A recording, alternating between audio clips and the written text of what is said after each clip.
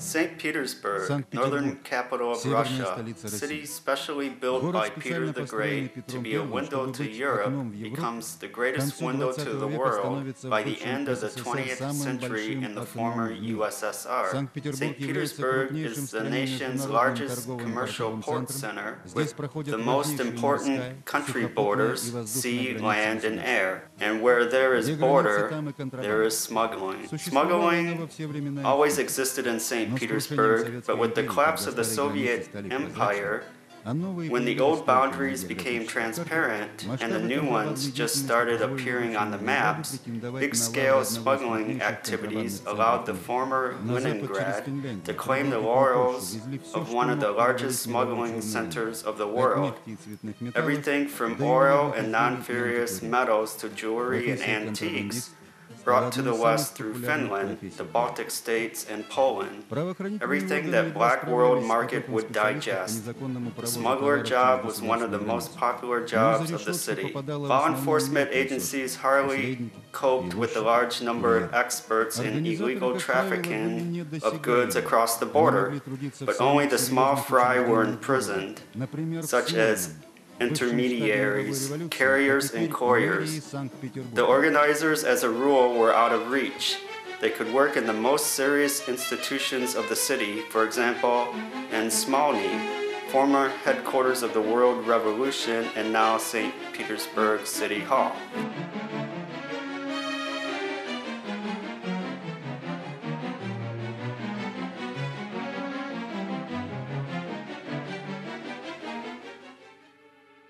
On June 20th, 1993, urgent operational information came to the office of the Federal Counterintelligence Service of St. Petersburg and the region. 45,000 cans of black caviar were stolen from the fish factory in Volgograd. It was necessary to warn all custom transitions of the region about possible illicit transportation of the stolen caviar. Employees of Sobetsky Custom, through which considerable streams of cargo went to Western Europe, were well informed. June 26, the driver of one of the refrigerators presented documents with number seal affixed to them for the batch of black caviar. Custom officers remembered at once that 2 weeks earlier, the truck driver with contraband metal showed them the exact same seal. They ordered to drive the truck to the parking lot and decided the papers with St. Petersburg office. Since it was Sunday, the request didn't reach the headquarters.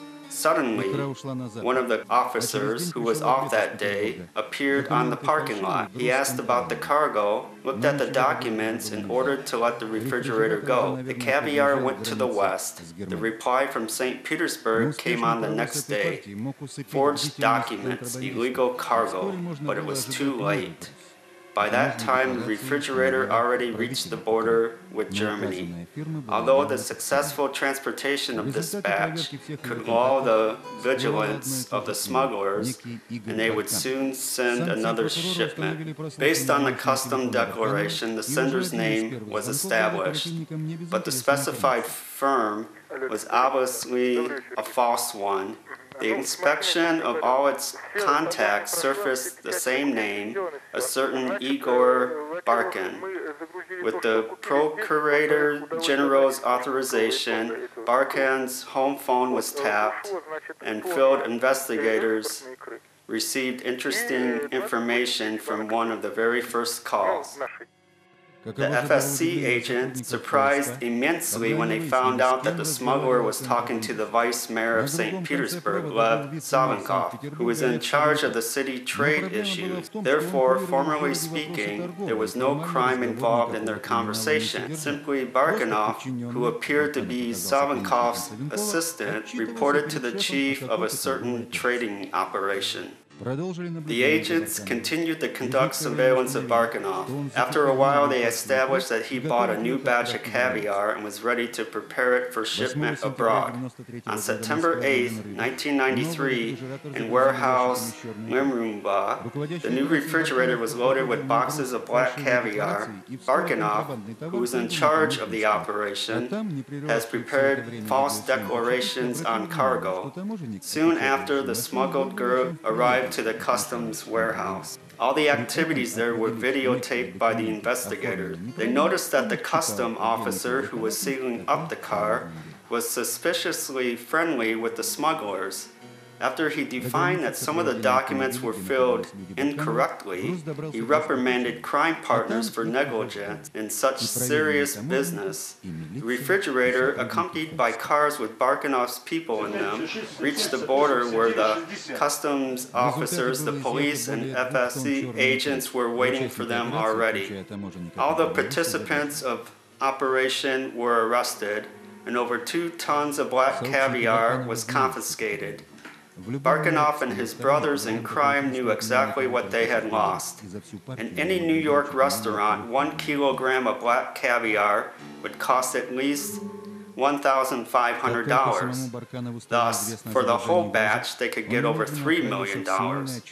As soon as Barkanov found out about the detention of the cargo, he went to Savinkov's office in Smolny to report about it. Since the listening devices were already installed in the vice mayor's office, the FSC agents heard incredible things during that conversation. И что это идет кидалось со стороны этой группы? Вот сейчас не нужно встретиться. Mentioned by Savinkov, Vladimir Kulerin was a leader of the largest criminal gang in the city, so-called Tambovs. Was the vice mayor going to meet with the representative of the criminal world? This fact aroused agents' interest, and they inquired the city Department of Internal Affairs whether Savinkov was involved in any doubtful operations earlier. As it turned out, he was. Not long before the episode with caviar, his name appeared in the well-known sugar scam. Sugar for St. Petersburg was bought for fabulously high prices by the city's officials, and huge commission fee went to their pockets. However, Savinkov's complicity in it could not be proved at this time. However, the police department kept records in their archives of the phone conversations from the sugar case, and one of the interlocutors there was also Lev Savinkov. Если мне удастся вот в ближайшие 10 дней, вот сейчас пройдет первая платежка, сегодня должна была пойти на 150 миллионов, то есть чтобы всю сразу вот 1 200 000 000 не платить, потому что они будут долго идти, мы договорились по 150 миллионов в день. И если вот пройдут сегодня 150, и за 10 дней это все закроется, я у тебя нажрусь, как последняя собака. FCS agents began to find out how the man who controls various contraband activities through the regional border becomes the vice mayor of the city. Savinkov's biography shows some interesting facts.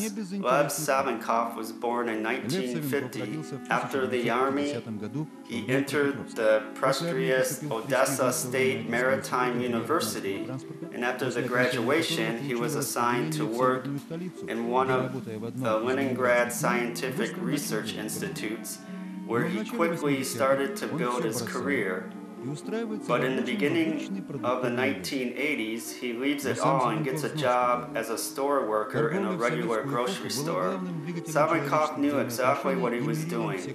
Trade business in the Soviet era was the main driver of human relationships and the measure of all values. In 8 years, Savinkov makes his career from the counter worker to the head of Trade Department of Leningrad, the second city in the country. He gets the most desirable position in the complementary bureaucratic hierarchy. However, in 1991, with the beginning of the tumultuous business in the new Russia, he voluntarily resigns from his position, becomes one of the most successful businessmen of the city. 1 year later, he was again invited to the city's administrative work, but at that time, he was offered the position of vice mayor. Savinkov, who officially paid $600,000 in taxes in 1995, agreed to take a job with a salary of a few thousand rubles. He knew exactly what he was doing. This was absolutely clear about him. Quite obviously, he quit his billion-dollar businesses for the sake of even bigger money. But how could he do it? Even if to assume that his share in legal export of black caviar was the biggest one. It is still only a few $1,000s and a big risk of being caught, which does not justify the amount. What has this person who once again abruptly changed his life actually conceived? Assuming that the smuggling of black caviar is only part of the vice mayor's illegal activity. The agents decided not to detain him yet. They continued the surveillance, and pretty soon they have got new information. Чтобы был еще документ от финской таможни о том, чтобы этот груз следует транзитом, в Германию. Ну, что касается маленького образца, тут вопрос ясен, тут ничего не надо. Так а смысл какой? Ты понимаешь, ведь дело в чем, что, извини, сейчас образец, а потом пойдет поставка, ведь они будут каждый день что-то приготавливать. За это все надо платить. Я ему вчера сказал, для образцов это надо. Я говорю, что для, вот когда пойдет, скажем, 100 грамм, нужны такие же документы. Да, я говорю, получается абсолютно легально. The person who was managing tons of sugar and tens of tons of smuggled black caviar suddenly started to talk about grams of some samples. Why the interests of Lev Vitalovich became so small? What kind of documents which can legalize a product was mentioned in that conversation? FSC agents started an investigation. Zemikov's companion at this time was Alexander Medvedev, one of the largest businessmen of St. Petersburg, the owner of several export-import firms. Medvedev had a multi-visa to Germany, and field investigators found out that he intends to go to Berlin on one of those days. Usually he would fly to Germany, but this time he decided to travel by car. Moreover, he decided not to go by his Mercedes, but he borrowed modest Niva from his friends. This fact alerted investigators even more. Apparently, he was going to carry a load of something. Could it be drugs? On September 30th, 1993, Medvedev's white Neva appeared on the Russian-Finnish border.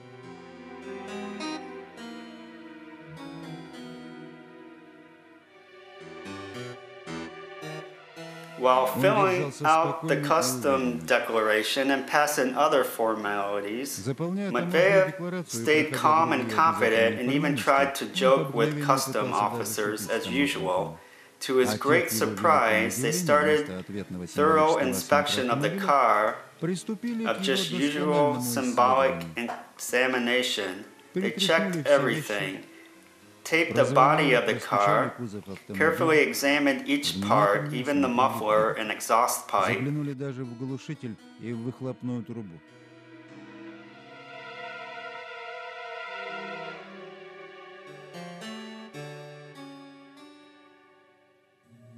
But didn't find anything suspicious.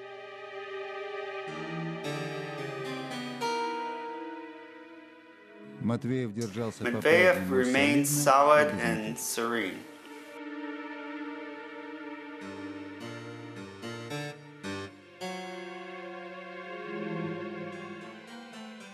Desperate to find anything, looking at each detail almost through magnifying glass, customer officers glanced in the first aid kit, where among usual set of medicines they found 3 small bags with vials. Inside of each vial was black powder. Being good psychologists, custom officers noticed that Medvedev became nervous when they found the powder.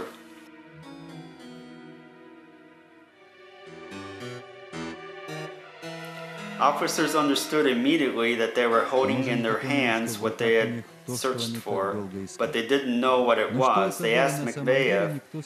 He showed big surprise on his face and replied that this was not his car and he doesn't know what the owners of it store in their first aid kit.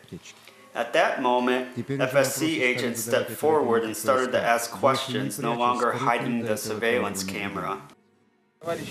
Those who searched and checked the first aid kit also asked me, "What is it?" I don't know what this is.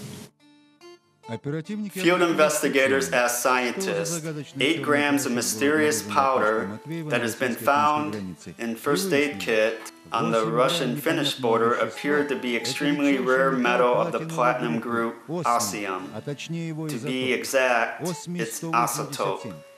Os-187 is used in the aerospace industry as well as for the manufacture of super expensive anti-cancer drugs.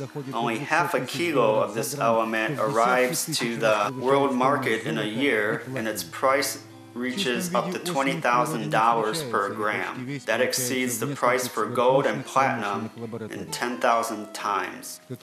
Pure osmium not found in nature, and it is the field investigators generally surprised when they found out that 8 grams of osmium was produced in the summer house laboratory of one of the most naturally gifted scientists at St. Petersburg, Victor Petruk. Os-187, 99.8, is a height which was attained in the laboratory as a result of the 3-year sweep in the mass separator.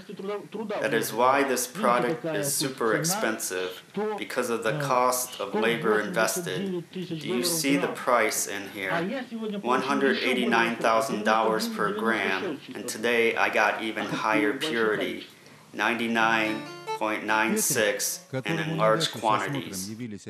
Victor Petruk didn't deny that he was producing enriched osmium. When FSC agents arrived to his summer house with the inspection, he also informed them that several months ago he had a phone call from the vice mayor. The person who introduced himself as the vice mayor told him that he has learned on one of the scientific exhibitions of the existence of super expensive metal and asked if Petruk can produce its enriched isotope in his home laboratory. Petruk, who was very surprised and said that he will try. Savinkov assured him that in case of a success of the experiment, the city government will organize the official export of osmium to the west and will use the money to transform St. Petersburg into one of the richest cities of the world.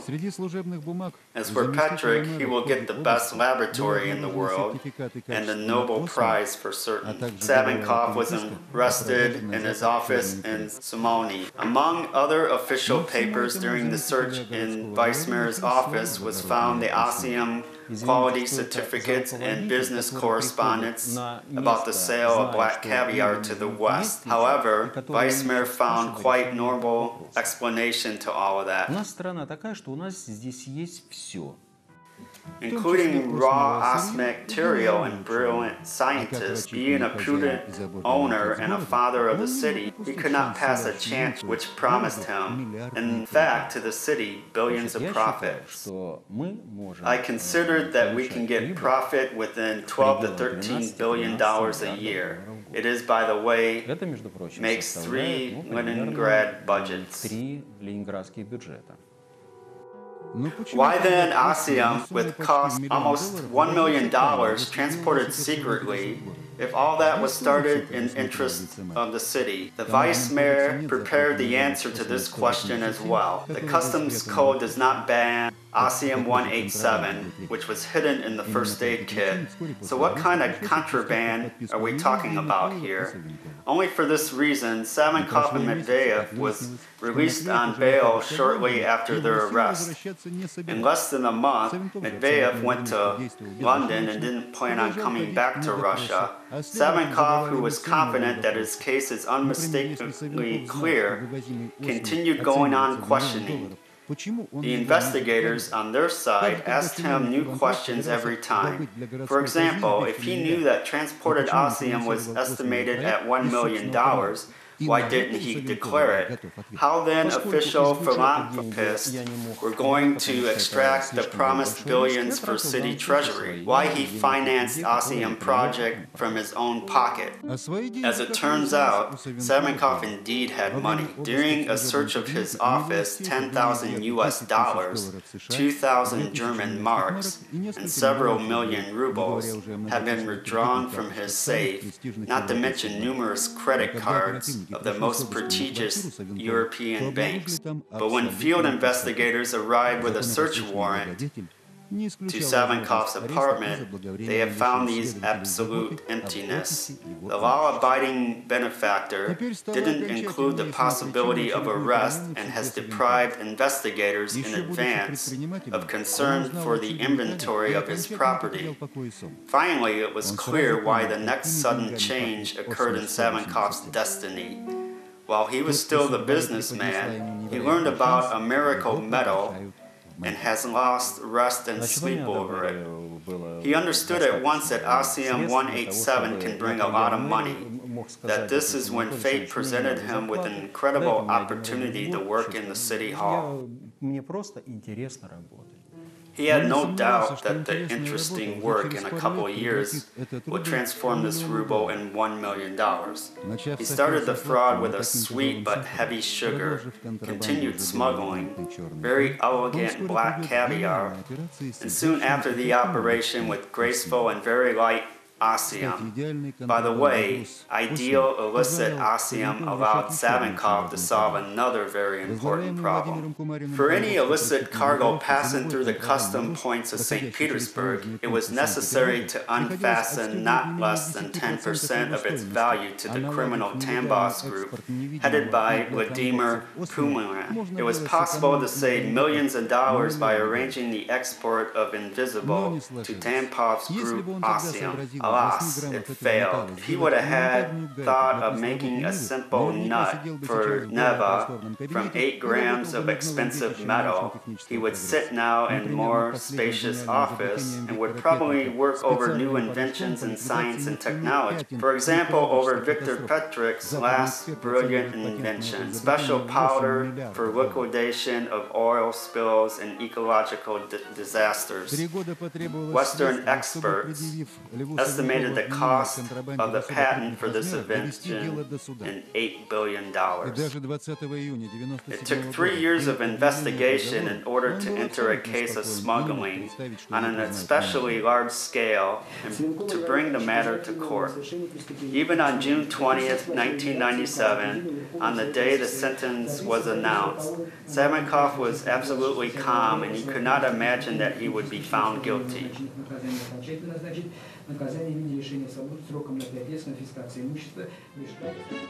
While Savinkov appealed the verdict trying to prove his innocence, the Federal Security Service had finished investigation of another sensational case connected with the detention of the largest consignment of drugs in post-perestroika Russia, a ton of cocaine. The discovery which was made in this case did not surprise Sergei Yakovleva, the chief of FSB Investigation Department. During the investigation of high-profile and controversial criminal cases, which were in the procedure of our administration, we have come to a conclusion that the same individuals who assisted Savinkov with the smuggling of caviar and Os-187 also participated in illegal import of a ton of cocaine on territory of Russia.